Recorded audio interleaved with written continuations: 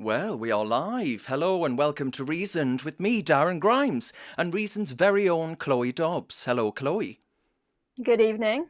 Chloe, how are you doing? Much on, apart from this? I'm I'm good, thank you. Obviously, it's been a busy day with the budget to keep us all glued to Twitter.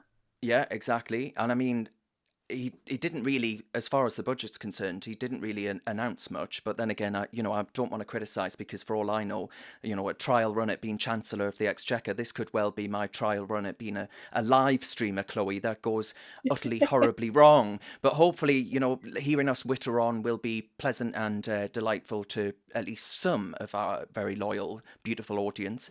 We've got a whole load of topics that we're going to be discussing. Like you said, the budget. We're going to be discussing this 1 million quid bung for Muslim war memorials.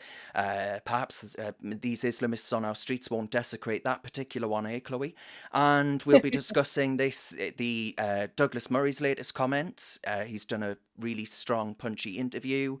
I think actually Angela Rayner received the best brunt or best joke, butt of the joke during the budget, so we'll be covering that. And then we'll be covering actually that place there behind me, Newcastle. Now you might be wondering why the sun is shining. The sun is always shining on Newcastle, you pesky little fiend, I'll remind you of that.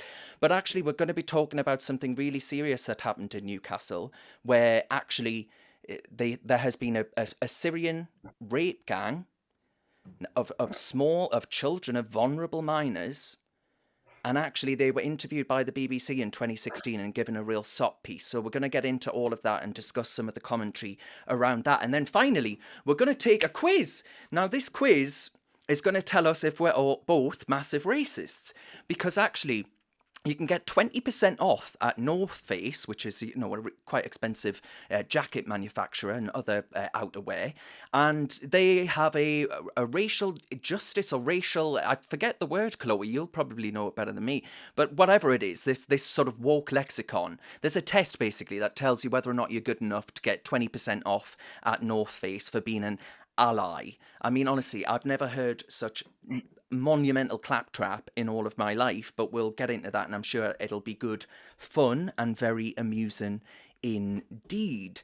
Now, let's get started then. Budget day.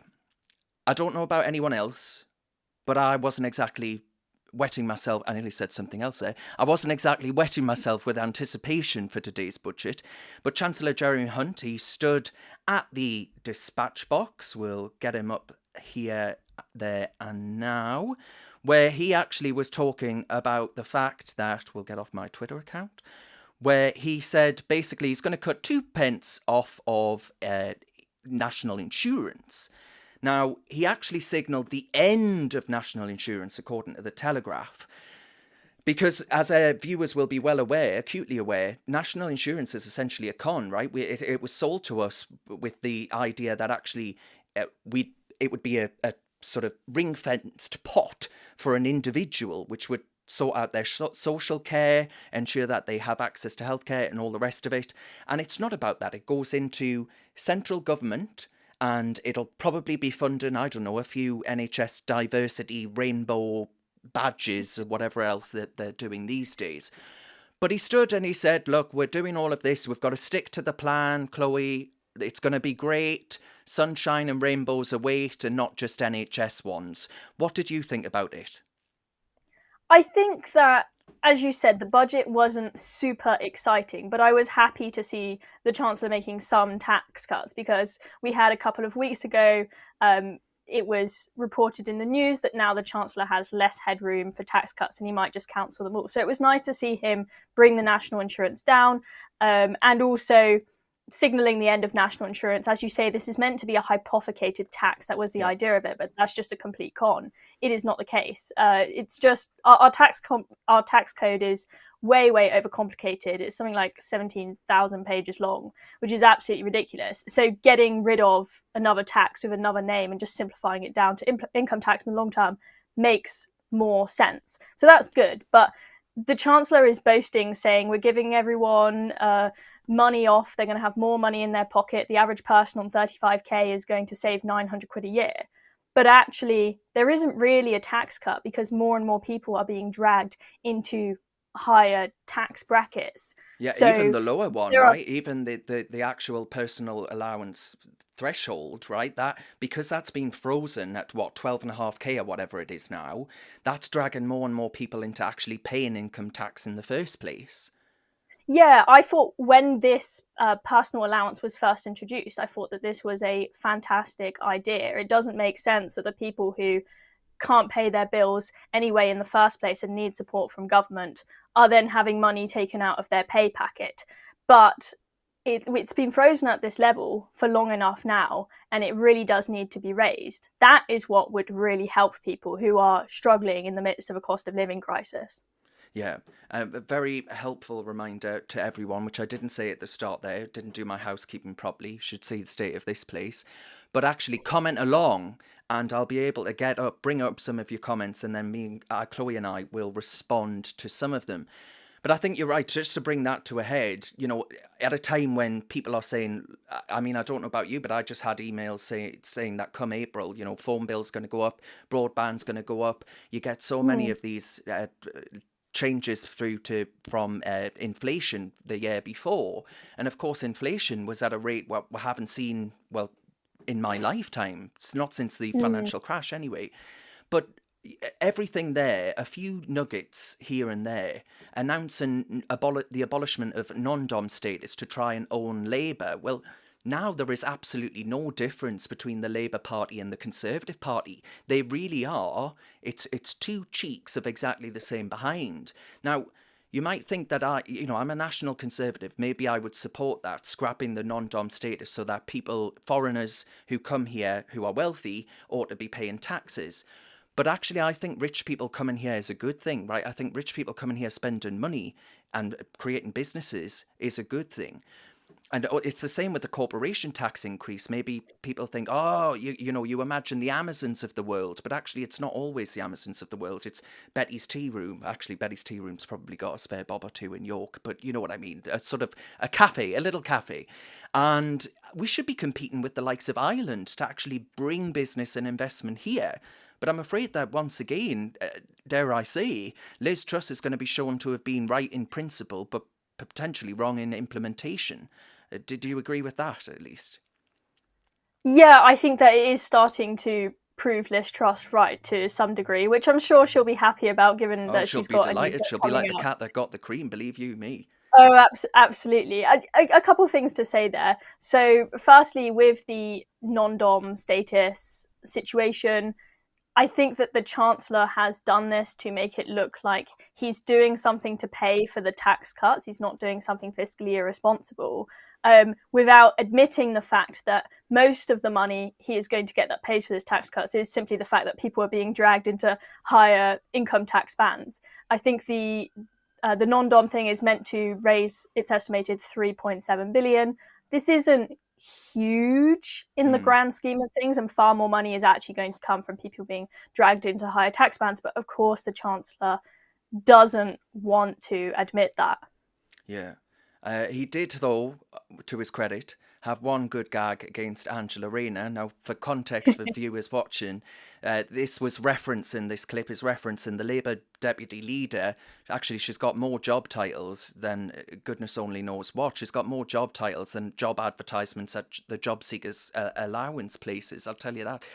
Because actually he referenced multiple dwellings. Now that's in the context of a jibe in which he said Rayner was paying close attention as he unveiled his plan to actually cut or axe multiple dwellings relief. Now it comes after Rayner rejected accusations, as she says she doesn't accept them, of hypocrisy for benefiting from a housing policy called Right to Buy, which was developed by Margaret Thatcher.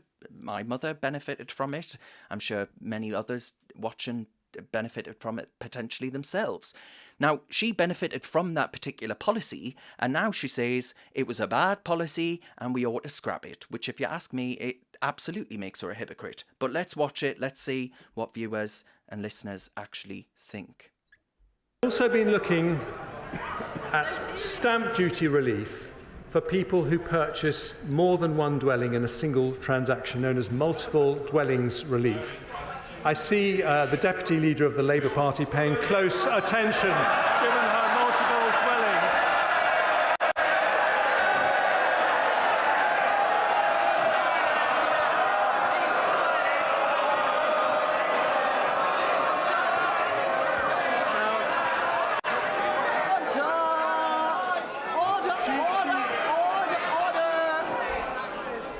Order. Too much excitement. Well. I mean, I thought it was really good because it does show an inherent hypocrisy. And I'll tell you what, this doesn't stop at Angela Rayner. You know, Diane Abbott sent her kids to a private school, but she wanted to pull up that ladder from other children.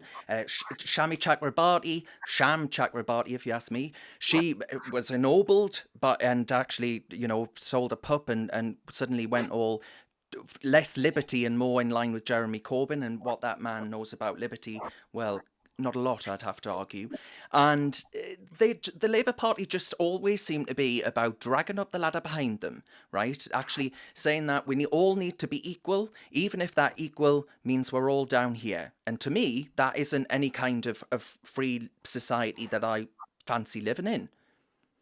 Yeah, absolutely. And this Angela Rayner story, Jeremy Hunt is right to point this out and make a big scene of it, because it's really shining a light on the fact that the Labour Party are not these perfect gods who have the moral high ground on anything. There's this saying, there's this saying, Tory sleaze, that we've heard time and time again. It's the Tories that are always up to no good, but it's simply not the case. Labour are up to it just as much as anyone else. I can't remember the name of there's a Labour councillor who was shaming the government for not doing enough to provide social housing, whilst this person is living in a council house and not moving out of it when they're earning 82 grand a year.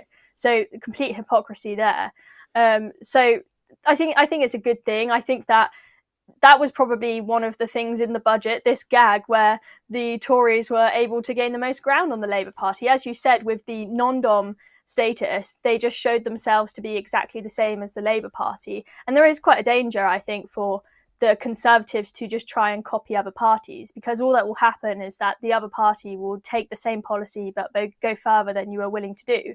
It just as it's a threat with copying Labour, it's also a threat with copying the Reform Party. If you try and copy what the more right-wing party is doing, the more right-wing party, who's a minor party, because they're not as much as a broad church as the Conservatives, they will be able to just take the policy even further than you will, and then you won't have any advantage whatsoever. Yeah, so that story that you... this way, best way for the Conservatives in the whole budget. Yeah.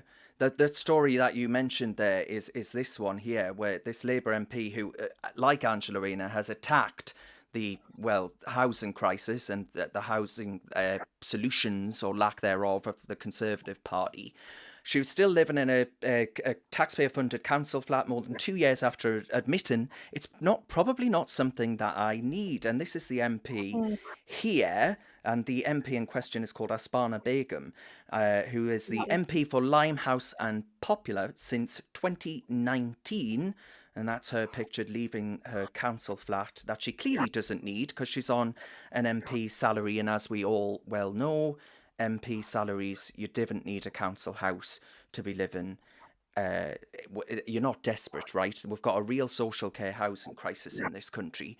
Give them to war veterans, give them to people that are really struggling, single mothers. You don't need it as an MP. It's this grift and this hypocrisy that I can't stand as they sit and point from their moral superior high ground. They are the worst of the worst, if you ask me. I really, really mean that. Actually, we've just had a comment, Chloe, which leads us quite nicely onto this story.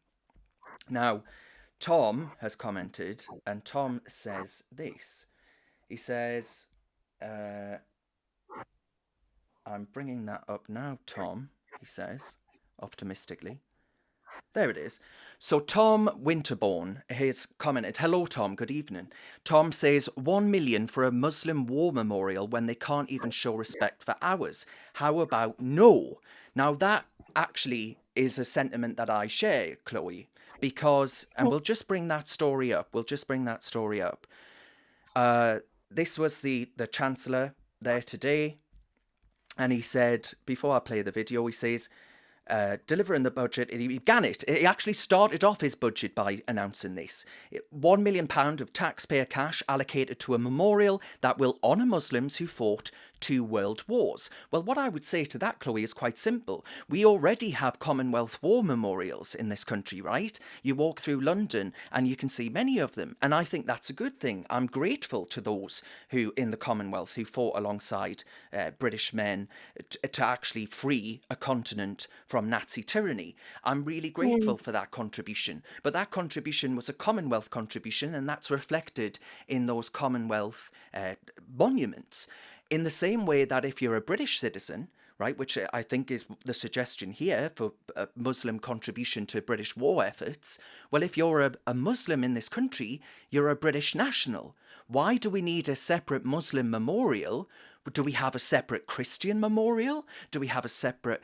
Are we going to have... many people identify as a Jedi in this country. Are we going to have a separate Jedi memorial for the war effort of those Jedis that served in the UK's wars? I find this whole thing preposterous because I think it actually divides and segregates us. And I think it's an admission from the Conservative Party that multiculturalism, quite frankly, has been a complete and utter failure. And I was bemused by this, but I wasn't surprised. They think they've got one up on the Labour Party by announcing this, but actually they haven't. This is an admission that they are just going to succumb to this divisive, patronising nonsense, and the taxpayer is going to be the one that bears the brunt of it. £1 million, what could that have gone on? What could that actually have been spent on instead? And do you think this war memorial, as I said at the start there, perhaps this will be the only war memorial in Britain that isn't trampled on with Palestinian flags and dirty feet? But then again, it's not as if the Islamist sympathisers on the streets of Britain, Chloe, are especially sympathetic towards Britain's efforts abroad when it comes to war and all the rest of it. I imagine there's a fair few of them who probably would have been quite happy if the Nazis had swept through Britain and eradicated everyone, including the Jews, gays and whoever else. But yay, progress! Let's support the Islamists. That's the way things go in this country these days. But Chloe, before you react, let's have a listen to what the Chancellor said in his announcement. As we mourn the tragic loss of life in Israel and Gaza, the Prime Minister reminded us last week of the need to fight extremism and heal divisions. So I start today by remembering the Muslims who died in 2 world wars in the service of freedom and democracy. We need a memorial to honour them, so following representations from the Right Honourable Member for Bromsgrove and others, I've decided to allocate £1 million towards the cost of building one. Whatever your faith or colour or class, this country will never forget the sacrifices made for our future. I'm sorry, Chloe, but I'll let you respond now because I've had my piece, and as you can probably imagine, I could go on about this all bloody day.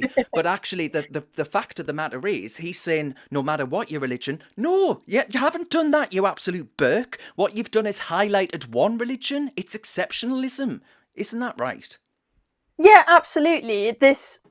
All of these diversity quotas, whether we're talking about statues or filling places at universities or filling job vacancies, when we say it needs to be a certain number of people from this race and this religion, that is judging people by the colour of skin or their religion rather than the content of their character. So not taking race and religion out of the equation, you're putting it back in. When we spent so many years trying to teach people to just judge people by the content of their character and ignore the colour of their skin and their religion. So, I mean, this is just absolutely bonkers. And it is, as you pointed out, it's just succumbing to the mob. It clearly just makes the Conservatives look weak. We've had George Galloway say that the next election is going to be about Muslims. Yeah. Well, it looks like Jeremy Hunt agrees with George Galloway, it would seem. And as you said, it's just absolutely abhorrent that we have to have a ring of police officers standing around Churchill because these people have absolutely no respect. I'm not saying every single Muslim, weekend. But the extremists who are out on Saturday. Those who are out there all the time, exactly. And I don't think actually has there ever been any cries or demands for this? Did the Tories just sit there in a room and think, well, actually, we support Israel, so let's come up with something that we can do? And then they said, I know, a war memorial. Who asked for that? I'm just so perplexed by what the thinking was behind that and why the Tories think that that's going to win them the next general election. Because actually, I think it's going to divide people even further, not unite everyone. And actually, people in the comments there are agreeing. But Chloe, before I bring up a comment, what do you think it actually says about the state of multiculturalism in Britain, right? Does it say that we are all united? Does it say that there is a British identity shared by absolutely everyone in this country? British identity seems to just be going down the drain at the moment. It really feels like multiculturalism has failed, and it makes me sad to say that, because I have so many amazing friends who have come here from other countries, and I'm glad that they've come here and been able to contribute. But on the scale and the speed at which we've imported people from other countries who don't share our values just means, I mean, you can see it on the streets. That ring of police officers around Churchill, no respect for Britain, no respect for what Britain has achieved and Britain's identity. Multiculturalism, it just seems like it is taking over. The mob who don't care about Britain and its values are the ones running the country, it would seem, after what we saw happen with the Speaker breaking convention as a consequence of threats and intimidation to MPs. We've now seen Jeremy Hunt's office be vandalised. That's not the first MP's office that's been vandalised. No doubt he'll probably be receiving death threats as well. Maybe he's announced this to try and stop the threats. Yeah. Well, I mean, it's not going to work, I tell you that much for bloody free. How stupid a policy idea is that, though, to say, I know what we'll do. We'll cave in to threats and intimidation to stop the threats and intimidation. If you give people an inch, they're going to want to take a bloody mile, right? It doesn't take a genius. I don't have a degree. I didn't leave Oxford. I'm not Einstein, but I can figure that one out. Come on, get a grip. They've really bloody irritated me. I've got to admit.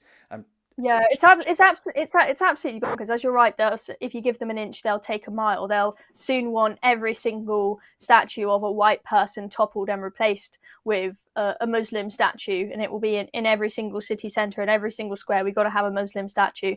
But it really does seem out of the blue. As you say, there are some really awful things being chanted on the streets of Britain, a lot of demands being made that I don't like. But I haven't heard people chanting for Muslim statues on the streets of Britain. It just seems like it's come out of nowhere. I mean, I'm sure you've watched the thick of it, but it just reminds me of this episode where they're all sat in a circle, sort of throwing a teddy between each other, trying to come up with policy ideas, coming out with the most random stuff because they can't think of anything else.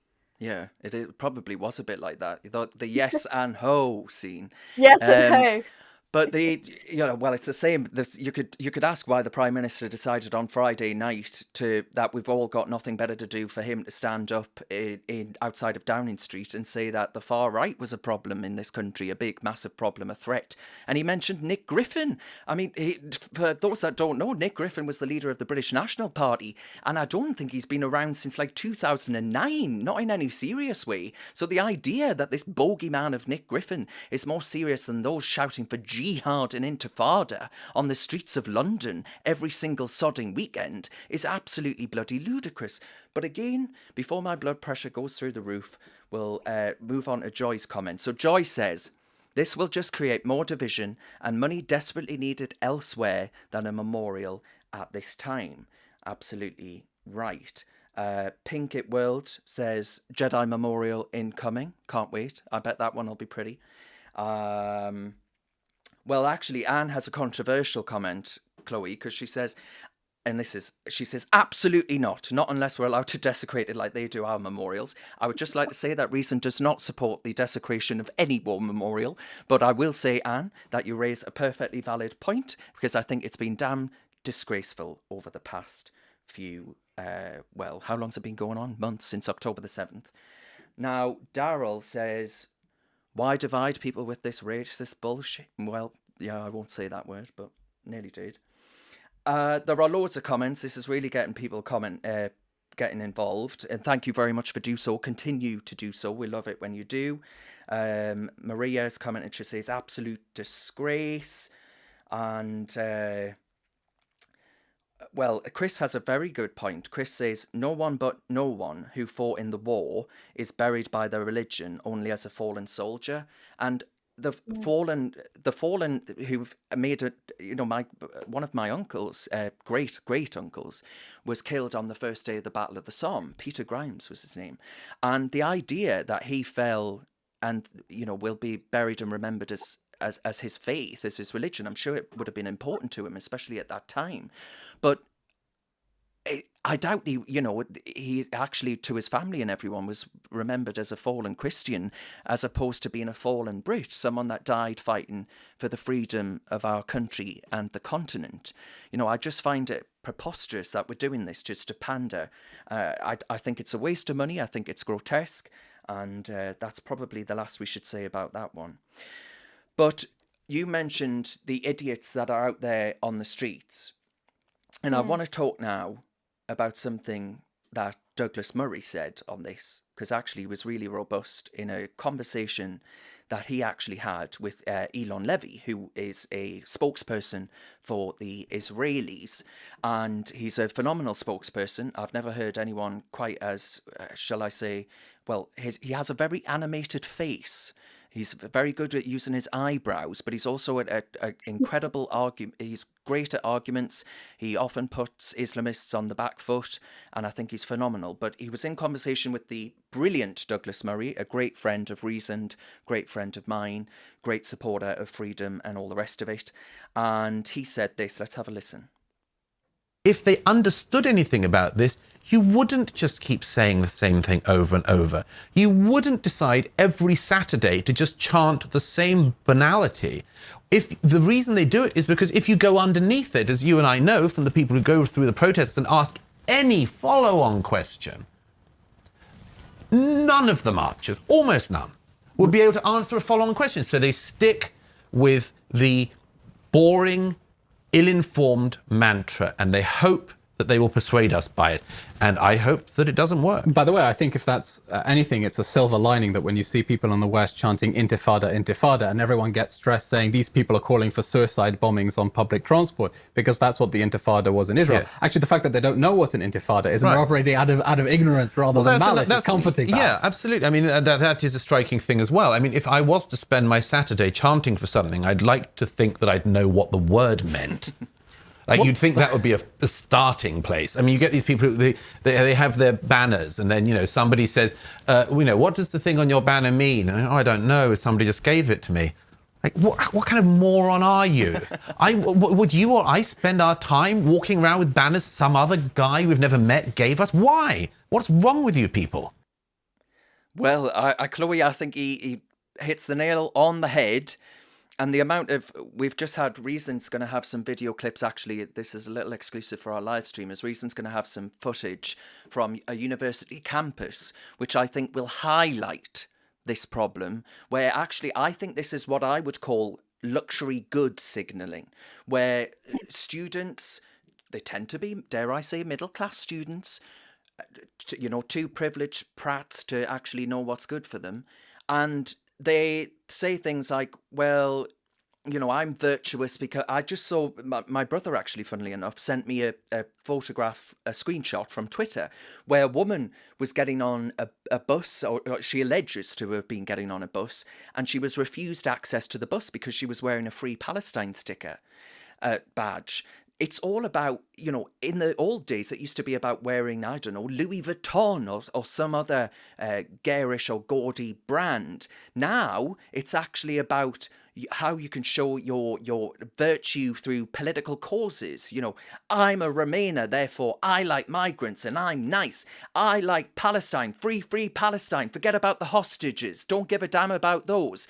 Forget that Israel is under constant bombardment. Forget that there's an Islamist threat that actually presents a civilizational moment to the Western world, not just Britain. Forget about all of that. Look how virtuous I am, getting on a bus with my big, massive Palestine badge. Aren't I great? Hamas, they would kill me, you say? Don't be so daft. Look at my badge. You know, this is just the grotesque nature, the putrid minds of these people. And I think Douglas highlighted it really, really well. Yeah, absolutely. I think he really hits the nail on the head when he just points the question to you. Would you go and spend every Saturday of your life? We're busy people, we've got jobs, we've got things to do. Would you spend every Saturday going on the streets and chanting with absolutely no idea what the words even mean? It just doesn't make sense. It clearly is just people virtue signaling, jumping on the trend, just jumping on whatever is trendy. Yeah. Because clearly they look around them and see, oh, all of my friends are going to these marches. Oh, everyone's posting on their Instagram story saying free Palestine. I better do that too. If these people genuinely cared about innocent civilians and innocent Muslims being killed, they would have been on the streets marching in the past when many, many more Muslims are being killed in Yemen and other places. Exactly. They didn't care then. Because it wasn't Syria, trendy. Yemen, you know, you can go around the Arab world. Actually, it's cross-conflict, right? Arab nations killing other Arab nations. When were they on the streets for that? Were they outside of the Saudi embassy? No, they weren't. I just find all of this. Well, actually, you could even say let's free Yemen from the Houthi rebels. You know, you've got people on the streets of Britain actually supporting the Houthis. The last I heard, they killed 13 gay men by hanging them.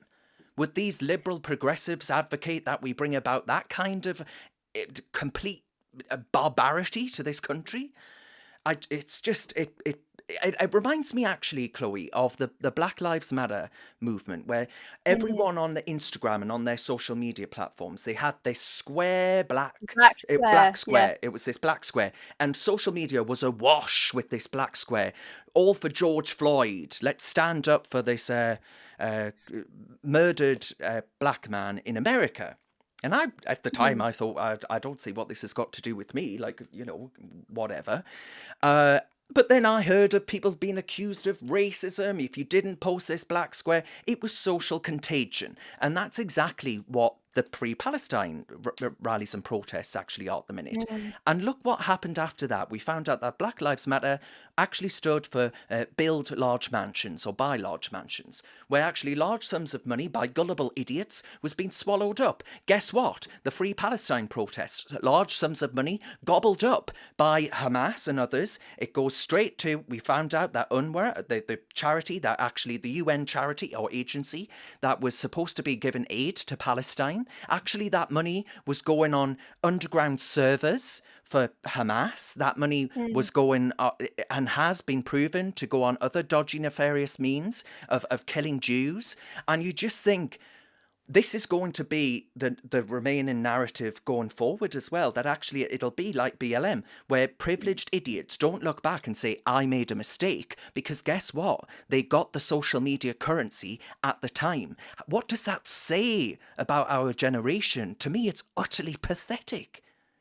And Hamas leaders, I think, like to spend the money that we send that way on their nice mansions in Qatar as well, as the money spent on the UNRWA doing dodgy stuff. I think it really does show that we've got an absolutely pathetic generation. Our generation, Gen Z, is just absolutely pathetic. They don't think at all before they shout about something. They will just jump on any trend. Don't even have the intellectual curiosity to actually look into the meaning of the things that they're talking about and shouting about. And, you know, I understand that it is horrifying to see that innocent children and women and just innocent civilians in general are being killed. And when you see some of the figures coming out from, well, you know, the Hamas-run health ministry, that can be scary. But there's actually a lot of these people, they haven't lived through a period where there have been lots of wars going on, or at least lots of wars that are in the press at home. And Douglas Murray did a really good article to put these numbers into perspective. So even if you take the figures from the Hamas-run health ministry and you do the numbers of the ratio of civilians killed to Hamas leaders killed, and just the overall numbers compared to other wars going on, like in Syria and deaths in Yemen, it is a drop in the ocean. This 28,000 figure is tiny compared to the hundreds of thousands killed in Syria and other places. And what Douglas Murray was saying, that this ratio, so he estimates that after you take into account the number of Hamas leaders killed and then the number of people killed from just Hamas rockets actually landing inside of their border because they've not been fired correctly, that actually the ratio of civilians killed to Hamas leaders killed is about 2-1. He says, that's one of the best ratios. Anyone going to war could only wish for a ratio like that. So especially to suggest urban that warfare, where it's all packed so densely, right? But all we hear is that the Israelis are committing genocide and just not caring at all where they fire their rockets. I would say to that quite simply, if the Israelis are committing genocide, they're not doing a very bloody good job at it, because actually, the population has gone up by 2 million. That is one point that Douglas Murray makes. If they're meant to be committing genocide, they're doing a terrible job of it. I'm plagiarising Douglas. But actually, one story that caught my eye was the fact that on Twitter I saw, if I can get it up, where is it? That the UN, who are famously, by the way, biased towards Israel, have actually come out and said that, we'll go back to this one just so I can get it up, that there is evidence of corpses being brutalised, and by brutalised I mean raped, by Hamas militants who killed them. Militants, I don't use that word, but Hamas terrorists, sorry, I will not use the word. They're freedom fighters, aren't they? Freedom fighters, yeah. Like the rape corpses. Bring them all here. Come on, come all. Come free us as well. And she actually goes on to say, and I said, even the anti-Israel UN confirm the worst, forcing yourself upon a woman that you've just killed for no reason other than she's Jewish. That ain't the sign of a freedom fighter. It's the sign of a depraved barbarian and a depraved animal at that as well. And all of these people, of course, dismiss all of this. This is all conspiracy theory nonsense, even though the UN hasn't actually ever, I imagine off the top of my head, I could probably count on one hand how many times they've backed Israel in a UN resolution, and it ain't many, put it that way. But, right, we'll move on from Douglas, because I want to talk about this story, which is really grim, actually, if I can use that word. And it's about, it actually, bearing in mind, behind me, you can see a sunny Newcastle. I'm going to talk about a story that ain't a picture of a sunny Newcastle. Now, Newcastle, for people that don't know, or perhaps you all do know, is a place immensely close to my heart. But I'm also acutely aware that it's one of the most deprived regions in the country, the North East is. And that's why this story really actually got my goat. I haven't commented on it yet, and it really upset me, but as I'm sure you're aware by now, I don't intend on holding back on that. I've got some funny tweets that we'll get back to lighten this story, Chloe, from Leo Kearse, my colleague at GB News, which I must bring up because he was hilarious on the Muslim War Memorial, but we'll have a look at that in a minute. But Newsnight, Newsnight in 2016, they had this package, right, where they presented this chap here and his family coming from Syria. And they were all saying, this is all racism, accusations of rape and all the rest of it. This is a disgrace. We mustn't stand for it and all the rest of it. And I wonder what it took, what the BBC was possibly thinking when they actually aired this person. And the Farage actually attacked the BBC over this in 2016. He said that actually there was a conspiracy of silence over this Syrian sex assault case. And so in 2016, he was actually cleared, right? In 2016, he was cleared. And then they said they brought him back in. The police got involved again. And the BBC said, this is a sign that the society's racist. This is a sign that society's depraved and all the rest of it. So his name was Omar Redrin, if I can say it correctly, and he was sentenced to 18 years in prison. 18 years. You know, these days, that's a pretty lengthy sentence. Perhaps he'll be out in half of that, but 18 years, that's a pretty robust sentence. But he was found guilty of 5 counts of rape and violent disorder. Now, along with his brother and 2 other men, they were part of a grooming gang that abused girls, this is from The Spectator, between the age of 12 and 14. 12 and 14-year-old girls. Now, in that 2016 piece, the BBC said that such girls were actually basically tantamount to racists, right? That they were stirring up racial resentment. And nothing can make me more mad, because we saw this in Rochdale, we saw this in Telford, we saw this up and down the country, even in places like Oxford, where actually grooming gangs were sidelined or allowed to act out their depravity on vulnerable young girls because we said that they were racist if they said anything, right? Or they were dismissed as just being little slags, which is one of the horrible words that came out of the report put together by Maggie Oliver, and or what she's commented on. Now, the aim of the Spectator goes on, the aim of the new Newsnight series was to follow the journey of a refugee family who had settled in Newcastle to rebuild their lives after the Syrian war. I'll take out my violin. Now, Mr. Steerpike, who is the robust, anonymised columnist at The Spectator, imagines that the programme was meant to be a heartwarming tale about overcoming adversity. Now, of course, it was meant to be a sob piece, right?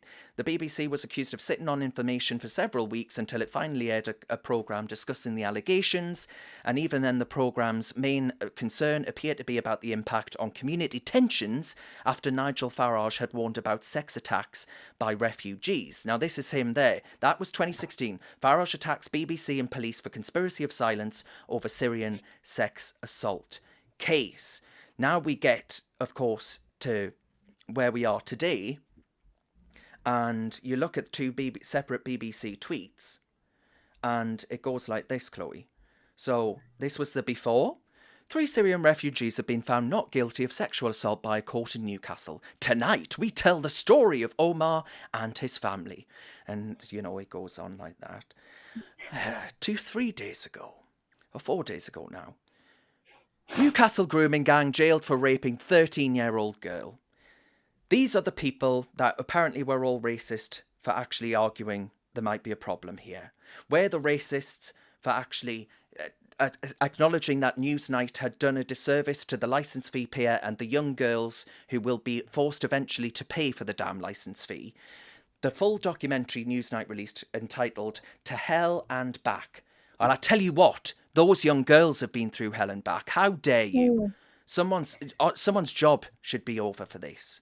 I mean, Chloe, are you as angry as I am about this? It just makes my blood absolutely boil seeing what happens to these young girls, and it's gone on for years and years. We had a whistleblower in Rotherham told by, I think it was either the council or the police, they were told to go on some sort of diversity and inclusion course when they tried to tell them what was going on. That was their response. How dare they do that? And I understand that we have got the power of hindsight now, and we can see that these guys have been found guilty. And back in 2016, the BBC didn't know that. And yes, well, I no, do there believe were concerns raised. There were concerns raised in 2016, and that Farage and others raised these concerns. And actually, they were told that they were stirring up racial resentment and all the rest of it. So, you know, yeah. So the BBC have just, even if they didn't have 100% confirmed evidence that these guys were bad, they shouldn't have automatically presumed that this girl was a liar. That's a complete disservice to her. I'm glad to see that these guys have actually been put in prison for a long enough sentence. So there are 2 grooming gang leaders in Rochdale who were found to have raped 47, it's estimated, girls as young as 12. And they only ended up in prison for 2 years. And this is between 2012 and 2014, I think they were in prison. And for the past decade, they have stayed, or at least one of them have stayed, living in the community of Rochdale, we can't deport him because he kept peeling the basis of human rights. Well, yeah. Human rights. What about the rights of those young girls? And those requests were declined. Now we can't deport him because he's gotten rid of his Pakistani citizenships and he's stateless. Yes, So your audio's crackling let ever so slightly, Chloe. It's crackling ever so slightly. So I'm just gonna intervene. I'm gonna intervene with some comments because actually, Pop Bang Dosser says, well, basically, get raped. Well, yeah, gang raped. I assume that's the amalgamation of. Complain, how dare you, racist? Sarah says, heartbreaking. I couldn't agree with you more, Sarah. And well, and Keith is quite robust. He says, BBC company, broadcasting company, and we have to pay for it. Adam has some praise for you. He says, bless you, Chloe. Thank you, Adam. Yeah, I just to bring this to completion, I watched the BBC Newsnight clip because it's still available on YouTube, by the way, folks. And near the end of the programme, the presenter, who believed cultural differences might be to blame and suggested that this particular family, vindication has come too late to repair the reputational damage a family with so little prizes so much. Now, actually, that makes me so uncomfortable, so grotesque. But I've got to give the BBC right to reply, right? So the BBC told The Spectator, in 2015 and 2016, Newsnight followed the story of the Badreddin family, who were Syrian refugees settling in the UK. During the year, their son Omar was tried for sexual assault and found not guilty. 2 years afterwards, in 2018 and 2019, Omar Badreddin and his brother Mohammed committed multiple counts of rape. They were found guilty and were jailed last week. The BBC reported this. They didn't mention, as far as I can tell, and I'm willing to be proven wrong on this, they did not bring up that BBC Newsnight SOP piece that they put together. Anyway, they say, in any situation, the BBC can only report on the facts as they stand at any time, which is what we did in 2016. The Badreddin subsequent crimes are appalling. Oh, I'm so glad you think so, Auntie Beeb. Thanks very much. And we express our sincere sympathies to the victims. Now, just to really highlight the sicko, in the programme, in that Newsnight programme, Badreddin said, where we're from, if a girl asked me to go with her, I couldn't go. People from our country can't do this. It is forbidden, especially in our religion. I don't think about girls at all. I only came here to secure my future. And do you know what? Dare I say it? I'm going to say it. He probably thought he could bloody well get away with it, right? Because there had been this BBC SOP piece, there had been everyone piling in on Nigel Farage for daring to say that maybe, just maybe, we've got a problem here. And maybe that makes someone feel pretty invincible, Chloe. Yeah, I had a look at what's the name of it? The Women's Peace and Security Index, which I think is put together by George Mason University. And they use various different metrics to look at how women are treated in various different countries. And if you then look at the data from the Oxford Migrant Observatory and look at which countries are the most prominent coming here as illegal migrants, the countries that are at the bottom of that Women's Peace and Security Index are the ones at the top of the list when it comes to the most prominent groups coming into this country illegally. And these are people who we often don't even have a record of them. They are chucking their documents into the sea and making TikToks of themselves throwing their documents into the sea as if it's something funny. These are the people that we're letting in this country. Am I saying that every single person that comes across from Afghanistan, which is the last country on the list on the Women's Peace and Security Index, by the way, am I saying that every single one of those men is a rapist? Absolutely not. I'm not saying that. Do I think that there is a higher chance that a man coming here illegally from Afghanistan is a rapist than your average Brit? Yes. Well, absolutely. actually, do you know, I actually do think there's an element of racism about this because we've had one comment that says from Plinkett World, why are they doing this? I just don't get it. And I think there is an element of racism because those comments that I mentioned earlier where, white young girls were dismissed as being simple little slags who were good for nothing other than the sexual deviances of these men and being drugged and raped and plied with alcohol and all the rest of it. that there is an element of racism because they're seen as white trash, right? They're seen as lower than. They're not Muslims, and therefore they are lower than. Now, to these particular barbarians. So I think that's what explains it, and I think we'll have a real problem when even somewhere like Newcastle, that what the article. So this is another article from The Critic, which is a brilliant magazine, by the way. If you haven't heard of it, again it mentions this Nigel Farage accusing them of the BBC of taking part in a conspiracy of silence over the case. Now he was dismissed, of course, for that. Now it actually goes on. A gang who groomed and raped a 13-year-old girl using threats to kill and kidnapped were handed jail terms. 4 attackers, aged between 15 and 21, when they abused the victim between 2018 and 2019. The girl said that they tortured her, making her childhood a living nightmare.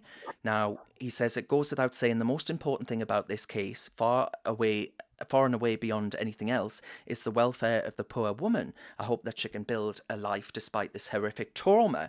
But, Ben Sixsmith says, the case is unavoidably embarrassing for the BBC. A note was added to the report about Badreddin's conviction. Again, that's the one, the BBC statement that I read out earlier.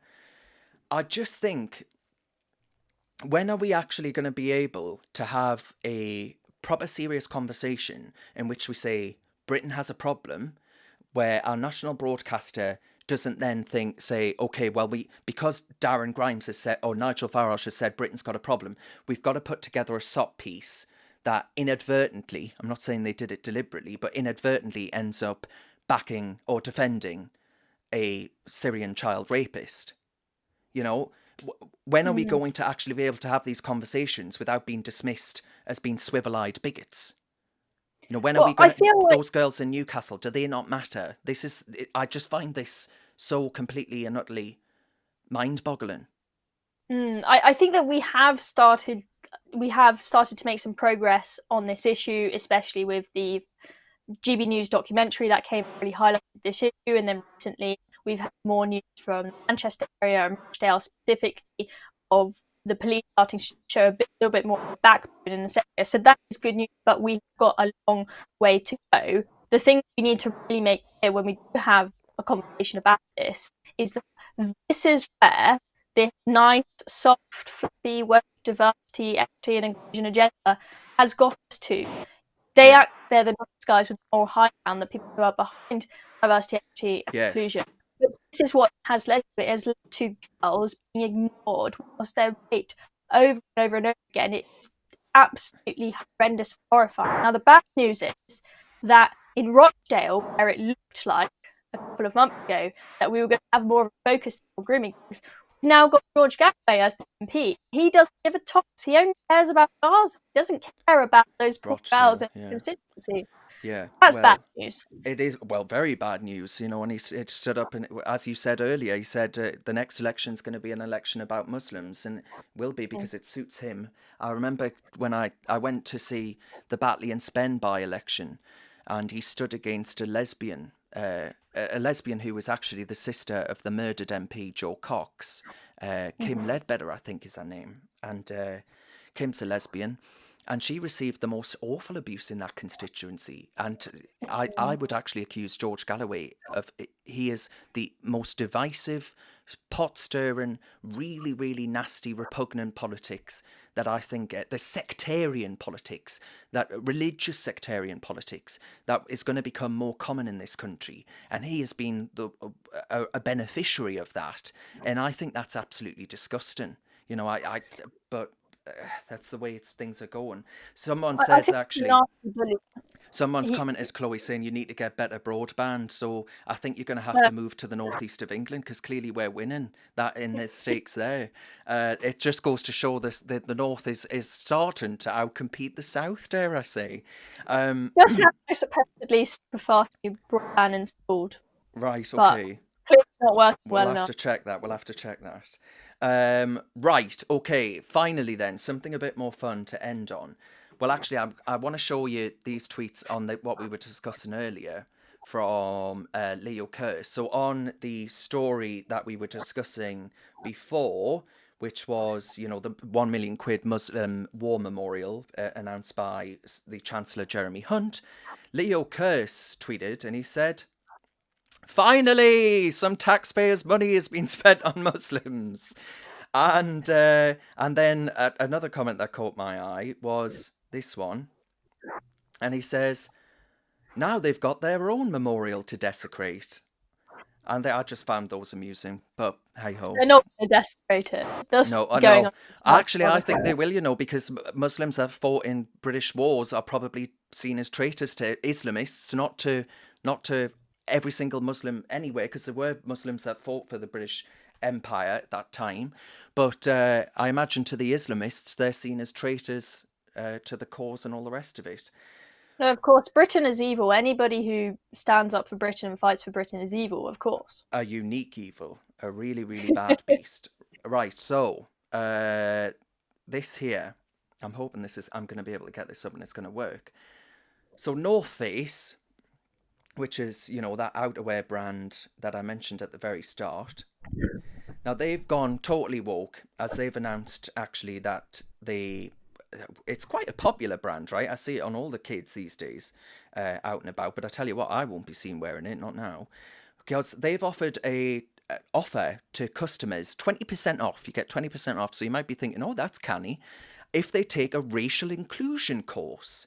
Now, fans of the outdoor clothing brand, the Daily Mail says, the North Face, can get a voucher for more than 20% off at the retailer, but only if they can pass a woke racial inclusion course. Those hoping to get a handy discount off their new puffer jackets or woolly jumpers from the company beloved by Gen Z will be required to correctly answer multiple choice questions in the quiz titled Allyship in the Outdoors. It sounds like a dodgy pornography, to be honest. It's a digital course, apparently, about racial inclusion and allyship created by North Face. Let's just see if I can get it up and get it working here. Confirm login. Begin course. Right, we're doing Chloe, our allyship in the outdoors. Let's do that. Get into it. It's a great shame, really, because the backpacks that they make are absolutely fantastic, and I've lived off them for years. They never break, they're indestructible, and they'll give you a new one if it breaks. So they've actually provided me a lot of value as a customer, but now they've gone down the woke route. I hope that they end up like Budweiser. Oh, for goodness sake, it's asking us to give them the far end of a fart. I'll just say my name is Bob. I'm based in Afghanistan. My age... let's see how many genders it has on the gender selection. Oh yes, box. my gender. Prefer not to disclose. Or should I say other? Should I say other? I'm a Z. I'm a Z. On a scale of 0 to 5, how would you rate your understanding of allyship in the outdoors? Very poor, because it doesn't make fucking sense. Oh, sorry, I just swore. What does that even mean? I beg your pardon, I just swore. Right, let's begin the course. Continue the course. Right, so what's the first question from our North Face divulgers of wokeness? Module 1! Goodness gracious me, it's a full mountain of tasks. Begin module. They must have spent a lot of money on this, right? They must have spent absolutely loads. Diversity in the outdoors. Amazing. Yeah, it all looks really good. Yeah. Yeah. They obviously really have spent a lot of... The outdoors are for everyone. Well, I didn't realise that there were people, you know, policing the outdoors and saying that black people weren't welcome. That's news to me. But actually, everyone could go... They're less likely to go climbing, hiking, skiing, snowboarding and trail running. Well, I don't go on any of these things, and it isn't because of my my skin colour or any inherent characteristics about me. It's just because I don't find those things particularly nice. Ask yourself, how many people of colour do you see on the slopes or on the hills or on the trails? I can't say I pay attention to the skin colour of people, Chloe. I don't know about you, because I'm not a fucking racist.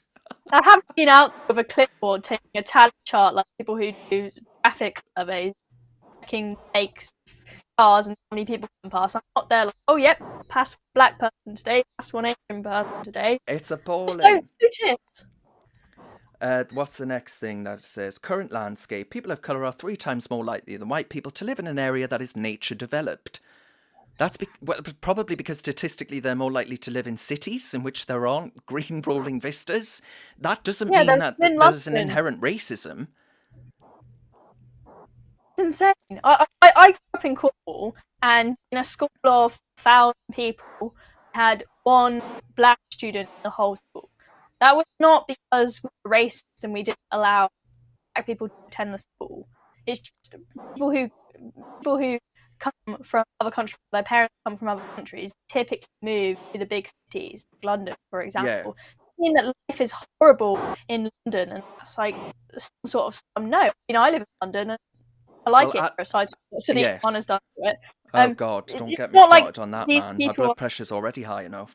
Adam Douglas has commented and he says, I thought there was only the human race because we are all equal and all the same. That's the point that you made earlier about the content of our character supposedly being more important than the colour of our skin. It seems to me that these people are absolutely obsessed with making everything about the colour of our skin. Even when we go out on a hike or on a run, we've got to be worried about the fact that only 26.2% of black people and 25.7% of Asian people spend time in the countryside.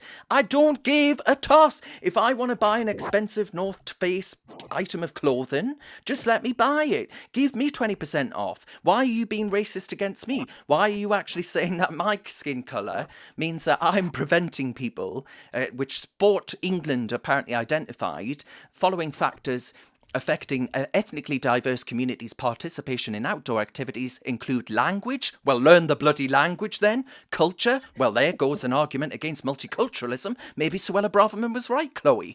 Confidence? Well, I can't help you there. Safety? Well, it strikes me that perhaps these if you go out snowboarding or whatever it is, then there are risks attached to that. It's called life. Perception, get your eyes fixed, go to Specsavers. And awareness of what? The countryside? You didn't know that England had countryside? You didn't know after living and spending time in England that it has a countryside? I cannot What help are they you. even talking about? It's insane. And this thing about not being able to speak the language, I'm sorry, but if you decide to live in Britain, it doesn't mean that all of us suddenly have to put all our signs in your language and we all have to learn to speak with you in your language. No, if you decide to live in Britain, you can learn English. Exactly. We saw that speech in Urdu in Rochdale for all the voters there that can't even speak English. I mean, come on. It doesn't make me racist to point out that you should try and speak English if you live in Britain. I understand you're not all going to be perfectly fluent immediately, but make an effort. You decided to live here. Learn English. The good news is the outdoors are changing. Outdoor sports have evolved so much over the last 50 years. From once being a male-dominated space, the number of women participating has grown, which has opened up a new dialogue for inclusion in these spaces. I'm not being funny, but they're making it sound like they're advertising a dogging site or something like that, where, actually something really quite adult-rated is going on there. Where they say that it used to be a male-dominated space. What were they all getting up to there? Was it George Michael? Goodness only knows. I just find the whole. I'm trying to make fun of it, but it is just preposterous, and I think it is inherently. It basically pigeonholes everyone and says that if you're not enjoying something or you're not doing something, that there must be some racism at play. Racism is the answer to absolutely everything. Why is it even a problem? Why should we concern ourselves with this? Why do I have to go through this ideology test in order to get 20% off at your store? I'd take my money and I'll go elsewhere. And I would advise you, Chloe, to do the same with your bag. No matter how strong, I'll fix it for you. Yeah, no more North Face things for me now. Putting the race question aside, just looking at this specific one about women taking part in these outdoor activities. So I take part in trail running and kayaking, both pretty male-dominated sports. Do I complain? No. Because it means that the women's field at these races is less competitive. Woohoo! But secondly, and more importantly, nobody, as far as I'm aware, is kicking up a fuss about the fact that sports like ballet are female dominated. Yeah, that's true. That's a good point. Right? And the same goes for jobs. There are female dominated jobs, but we only bang on about the jobs that are male dominated and say that it's a huge injustice. It's just different sports, different jobs, different lifestyles are going to appeal to different people and different groups. Get over it. Pop Bang Dossa says, because snow is white supremacy, it's everywhere. Well, yeah. I guess that's it, isn't it? That's it in a nutshell. Absolutely everywhere. We must eradicate this racist snow. Now, actually, yeah, there's points here about the same point that you just made, Chloe, about equestrian. As equestrian is what? How equine? How would you say that? As a sport, whatever it is. Anyway, horses. People on horses. Where's the concern for that?